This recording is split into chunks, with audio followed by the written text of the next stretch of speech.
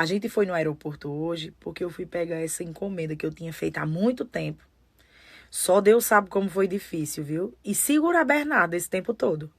Pelo amor de Deus. Eu tive que criar tanta da história. Eu disse que essa Fanta Maçã só ia ser lançada aqui no Brasil próximo ano. Que as transportadoras não estavam funcionando de jeito nenhum. Que de fato não estava, viu? Foi complicado, esperamos demais. Aí ele nem imaginava que hoje eu ia sair para fazer isso. E o resultado foi essa felicidade, essa alegria, essa realização.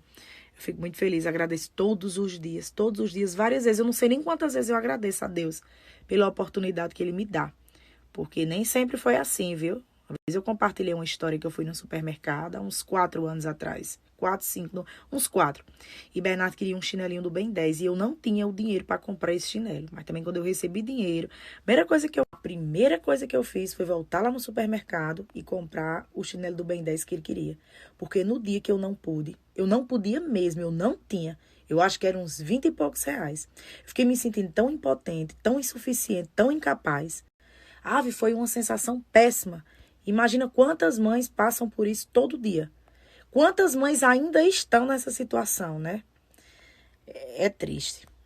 Eu nem ia falar sobre isso, não agora.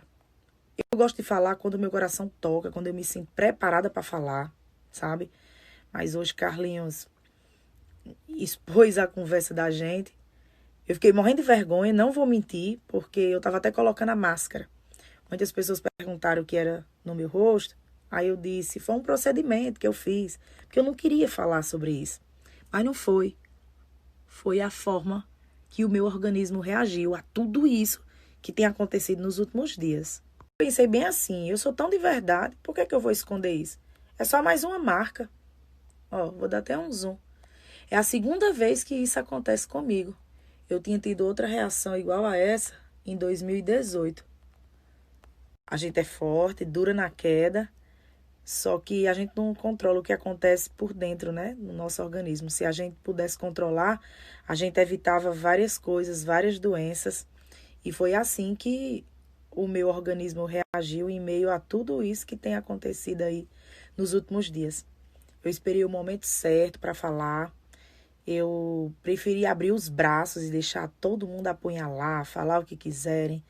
Nunca deixei tanto a liberdade de expressão falar tão alto, porque eu só queria falar quando eu estivesse preparada, quando o meu coração tivesse se sensibilizado para fazer tudo isso.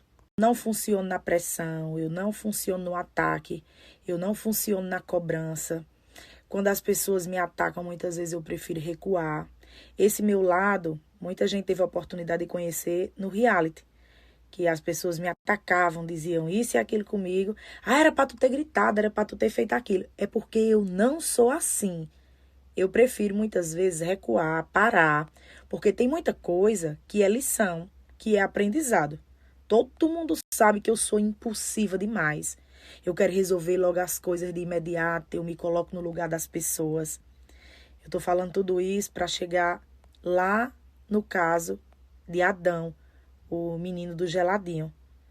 Todo mundo viu o vídeo que viralizou dele nas redes sociais, onde ele foi humilhado.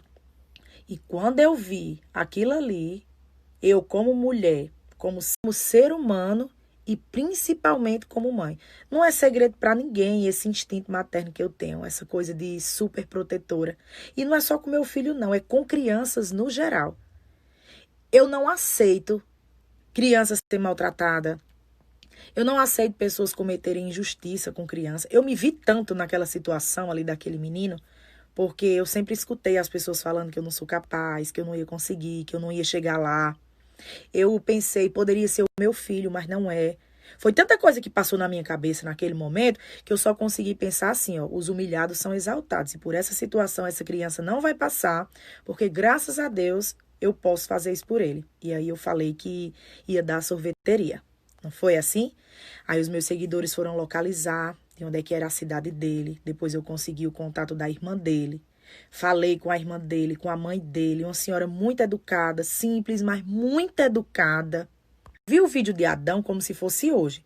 Aí no outro dia eu já viajei para São Paulo, porque era a semana que antecedia o confinamento. Não sei se vocês sabem, mas antes do programa ir ao ar, a gente entrar no confinamento oficial, a gente fica confinado no hotel. Aí durante uma semana eu fiquei organizando tudo, quais vídeos deveriam ir ao ar antes de eu entrar no programa, porque as pessoas não podiam desconfiar que eu estava confinada. Deixei tudo organizado na minha vida jurídica, na minha vida contábil. O administrador do meu perfil, Netito, ficou com vários contatos, enfim. Eu deixei com ele o número da mãe de Adão, aliás, da irmã de Adão, era o número que eu me comunicava com eles. Tenho até uma conversa aqui no WhatsApp, onde eu pedi endereço, tudo. Lá no reality eu pensava tanto nisso, mas eu tinha certeza que quando eu saísse as coisas já iam estar encaminhadas. Eu deixei o contato da sorveteria para eles tirarem alguma dúvida, porque não era só comprar a máquina, tem que dar um treinamento, ele não ia saber mexer. Se eu já tinha uma agenda lotada antes de ir para o confinamento, imagina depois.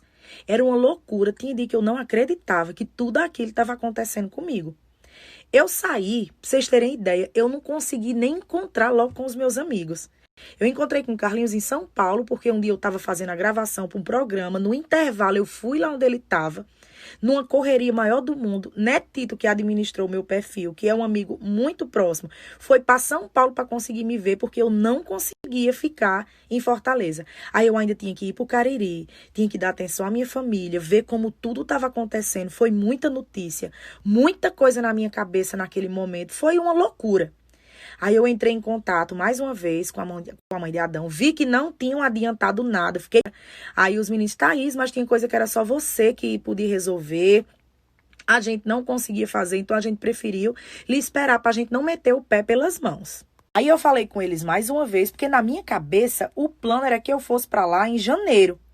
Mas não dava de jeito nenhum, só se eu quebrasse o contrato e eu deixasse de fazer os eventos. Mas eu ia descobrir um santo para cobrir outro.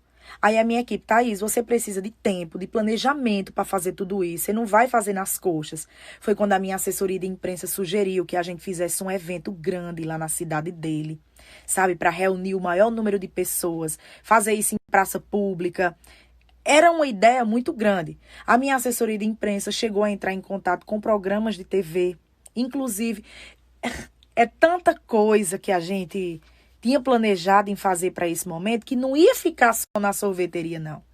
Eu ia dar a sorveteria, né, que é a máquina de fazer sorvete, e um dinheiro também para ele conseguir tocar para frente, porque não é só assim dar o presente e sair, não. É dar a vara e ensinar a pescar.